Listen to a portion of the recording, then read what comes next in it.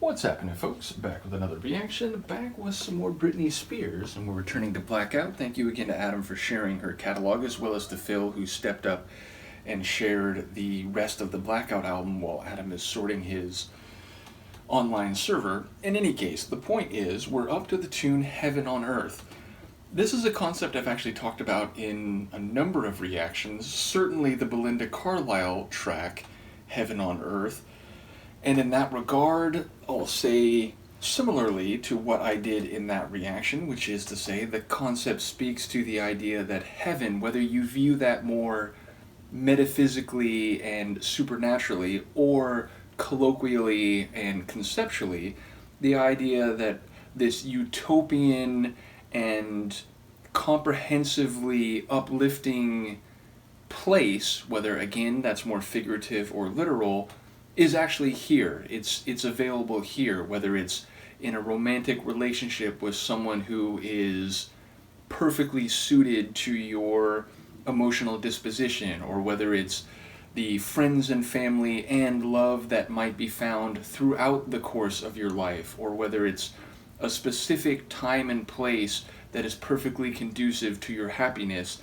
It's the idea that it doesn't have to come at the end of your life. It doesn't have to be some preternatural, unobtainable concept that is out of our reach, but is actually here at the ready and available, should only we have the perception and wherewithal to recognize it. So, in that regard, I wouldn't be surprised if there's a catch or an underbelly or a complicating factor. Let's see what I can pick up on a first listen. This is Britney Spears. The tune is Heaven on Earth, and it's from her 2007 album Blackout. Oh.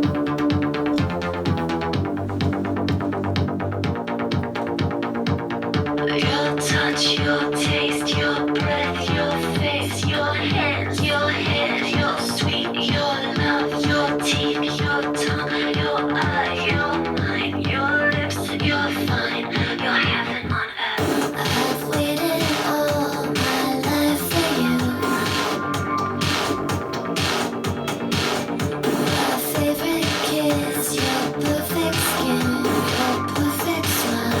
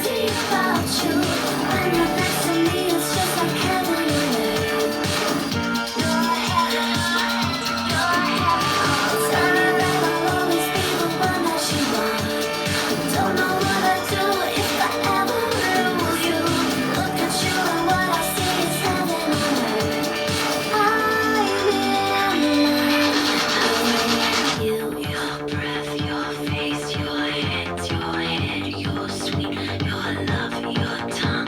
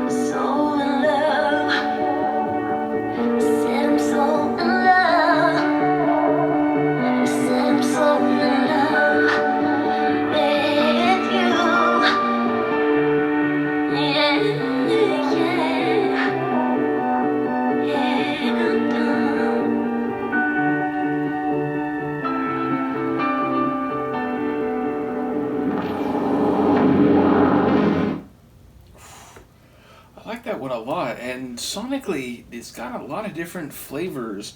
Meaning, it obviously has that driving electro synth bass line, which immediately stuck out. And not only the very beginning, but then there was a section, I don't know, about halfway through where it came back and this muffled kick drum was there with it. And it's while she's whispering, his attributes, his, physical features, and, suggesting the dynamic way she views him, meaning she references him as heaven on earth, but also being beside him as heaven on earth. So there's a bit of like multi-layered usage of the title phrase, but I really do enjoy those sections with that driving electronic synth bass line and that muffled kick drum. That was fantastic. And like her whispered vocals really like fit the like minimally intense or intensely minimal configuration in those sections.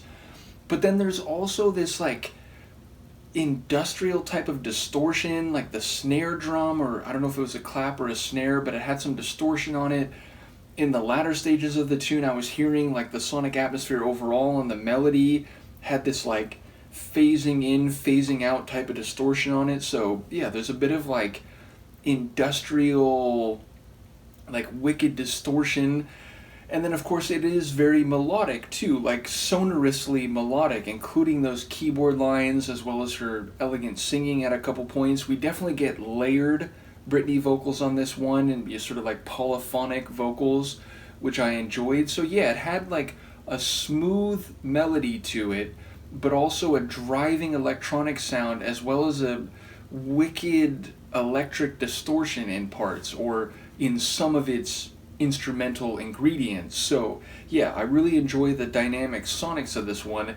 And lyrically, again, it sounds like she's referring to this person who she is apparently deeply in love with, and also worried about what could happen if he was removed from her life, which, of course that's, when you don't have anything to lose, you're not really worried, or it's easier to be indifferent about things. But when you really do care about something, that immediately suggests vulnerability, because now you do have something to lose. And if you did lose it, or even before you might lose it, you're bound to think about what that potential development could look like and what it would mean to you emotionally, and how you might hurt or feel empty inside. So you can get a sense for all of those feelings across the course of the lyrics. And again, it sounds like it's on multiple levels. It's about what he represents in her life in terms of, being with her and, going on voyages, or, moving forward in time with him.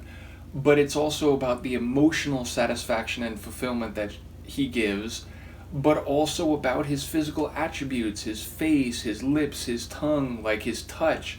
So it sounds like it is visceral and physical as well, which, if you're fully in love, then of course there are different elements to that, right on down to the visceral and all the way up to the conceptual, and, the idea of like in an abstract or in an associational sense, and then somewhere in between there is like, the emotional, the way you're feeling about this relationship and the other person on a day-to-day level. And I think we get all of those levels and layers and facets over the course of the lyrics. Now, maybe there's an element I'm missing, maybe there's an angle that I didn't pick up on, but yes, it sounds, in fact, there is one aspect I was interested by or confused by, and what was it? Something about like the tragedy is I, or maybe they don't know the color of your eyes. So it's like, again, she's beside him and she loves him and she's feeling love and she's worried about what happens if he's not there, but she knows his face and his lips and his mouth and his, his tongue, his touch.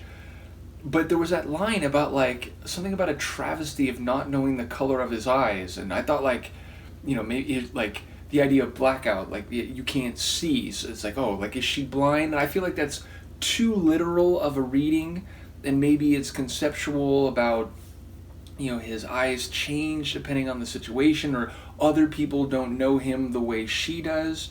But yeah, I may not even have heard that line correctly, but if I did, I don't quite know how to place that with everything else, so I'm curious if anyone has any insight.